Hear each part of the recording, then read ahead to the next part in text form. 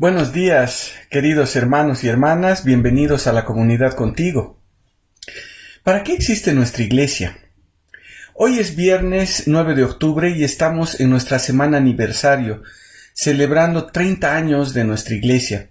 Y creo que es un tiempo importante en el que podemos preguntarnos ¿para qué existe nuestra iglesia? Y para dar respuesta a esta pregunta, debemos ir a la palabra del Señor y encontrar el propósito de la iglesia. Dice Mateo 22 que un intérprete de la ley se acercó a Jesús y le preguntó: Maestro, ¿cuál es el grande mandamiento de la ley? Y Jesús le dijo: Amarás al Señor tu Dios con todo tu corazón y con toda tu alma y con toda tu mente. Y el segundo es semejante a él: amarás a tu prójimo como a ti mismo. De estos dos mandamientos dependen toda la ley y los profetas.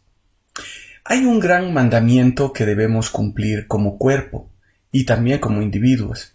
Jesús les estaba repitiendo el mandamiento que el Señor, que Dios, que Jehová les había dado al pueblo de Israel en Deuteronomio 6, los versículos del 4 al 5, que dice: Escucha Israel, Jehová nuestro Dios, Jehová uno es, y amarás a Jehová tu Dios con todo tu corazón, con toda tu alma y con todas tus fuerzas.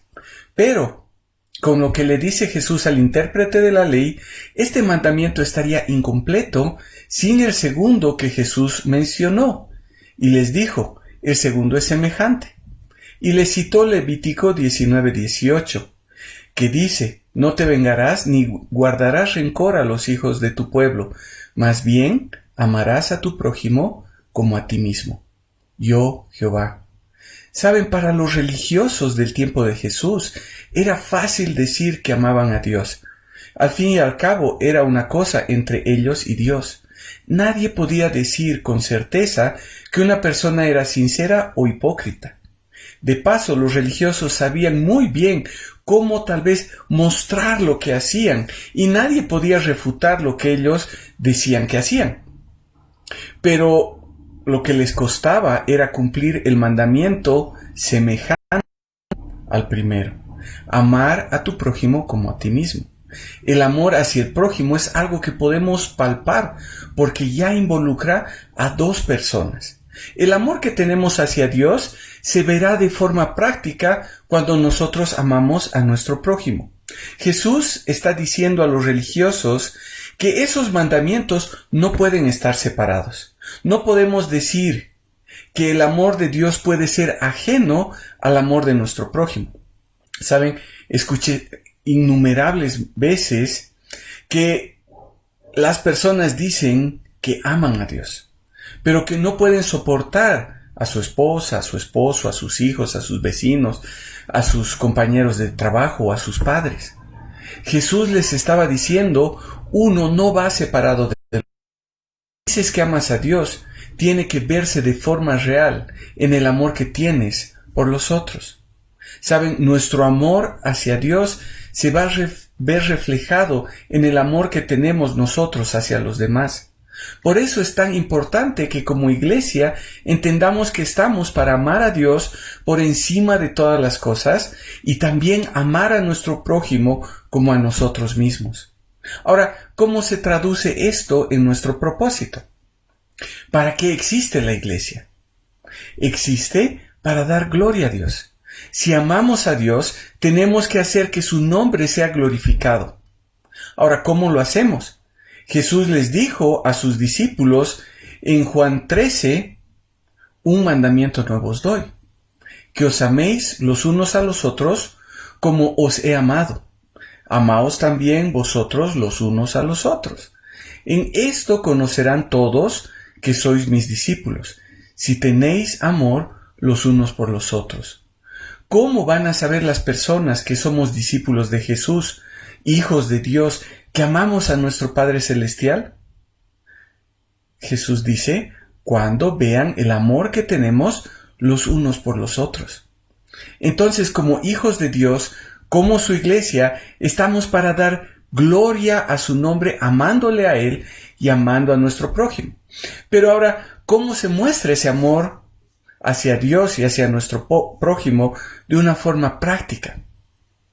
Ahí viene lo que se conoce como la Gran Comisión.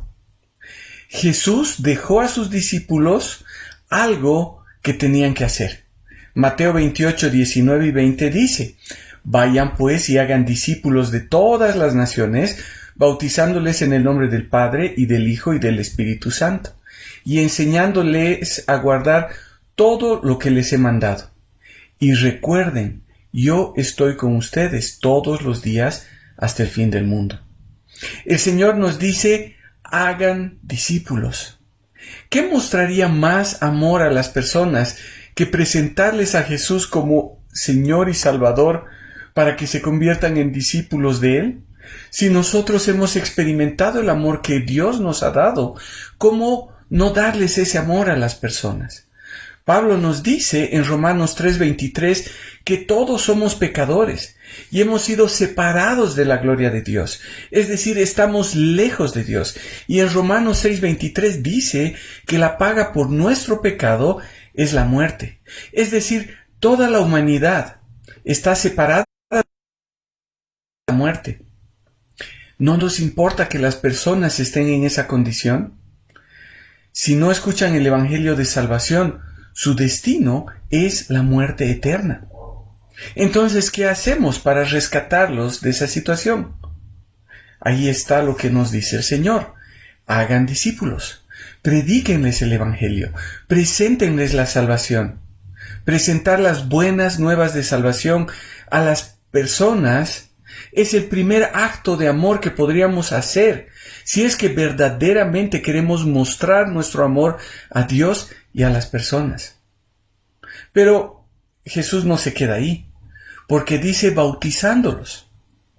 Y lo que quiere comunicar Jesús es que debemos introducirlos en la comunión de la iglesia.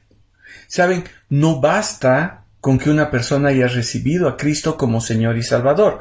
Bueno, sí basta para ser salvo y tener vida eterna, pero tiene que ser recibida por su nueva familia espiritual. Tiene que sentirse parte de ella. Tiene que sentir que es parte de un cuerpo, de un pueblo, de una familia. Tiene que sentir el amor de nosotros. Tiene que sentir que es hijo o hija de Dios. El Señor quiere que crezcamos como hijos suyos en su familia. Y saben, no podemos vivir la vida cristiana como hijos únicos. Su diseño es para que crezcamos juntos, como un cuerpo, donde cada uno de nosotros es un miembro, una parte necesaria del cuerpo. Y para poder crecer, la instrucción de Jesús en la Gran Comisión también es enseñándoles. Es decir, el propósito de la iglesia también tiene que ver con enseñar, con instruir, con guiar a las personas en su caminar con Jesús. El Señor no quiere simplemente hijos. Como hemos dicho, no quiere hijos únicos. Lo que quiere son hijos maduros, que viven juntos y que también le amen a Él y que amen a su prójimo y que estén dispuestos a ser discípulos que ayuden a otros a ser parte de la iglesia y que estén involucrados en el proceso de madurez de nuevas personas. Y entonces así el ciclo se repita una y otra vez. Hermanos, nuestra iglesia existe para glorificar a Dios, para amar a Dios por sobre todas las cosas y con todo nuestro ser, y para amar a nuestro prójimo como a nosotros mismos. Nuestra iglesia existe para predicar el Evangelio de salvación, para hacer discípulos de Jesús, pero discípulos que son y se sienten parte de la iglesia de Cristo, y discípulos que están en un proceso de madurez. Hermanos, nuestra iglesia existe para mostrar el amor de Dios a las personas y llevarlos a los pies de Cristo y hacerlos discípulos maduros de Él. Por eso tenemos una declaración de propósito como iglesia que dice que la comunidad está para glorificar a Dios ayudando a las personas a conocer a Cristo, para que todos lleguemos a ser discípulos maduros de Él. Hermanos, si ese no es nuestro propósito, o no estamos cumpliendo ese propósito, nuestra iglesia debería dejar de existir. Gracias al Señor que vemos que la iglesia está comprometida con el propósito que el Señor nos ha dado. Pero hay algo más. Y es lo que nos anima, es lo que nos alienta, es lo que nos sostiene. Es lo que Jesús dice en la última parte del versículo 20 de Mateo 28. Y recuerden, yo estoy con ustedes todos los días hasta el fin del mundo. Hermanos, el Señor está con nosotros. No estamos solos tratando de hacer la obra del Señor. Es Él quien está con nosotros, alentándonos, animándonos, sosteniéndonos ya durante 30 años. Él está haciendo la obra a través de su Espíritu Santo en el corazón de las personas, dándonos sabiduría, dándonos el conocimiento, el entendimiento. El Señor es quien sustenta a su iglesia. Y como dice Hechos 2, es Él quien añade cada día a la iglesia a los que han de ser salvos. Creo que es tiempo de pedirle al Señor que nos ayude a mantenernos firmes en el propósito que Dios nos ha dado como iglesia, para que podamos celebrar muchos años más de su fidelidad hasta que Él vuelva. Vamos a orar. Padre amado, te damos gracias porque podemos pasar este tiempo celebrando tu fidelidad, Señor. 30 años que nos has dado como iglesia para poder predicar el Evangelio, para poder ayudar a las personas a que te puedan conocer, para que puedan ser parte de una familia, para que puedan madurar y para que puedan ser parte de tu ministerio. Y todo esto, Señor, para gloria y honra de tu nombre.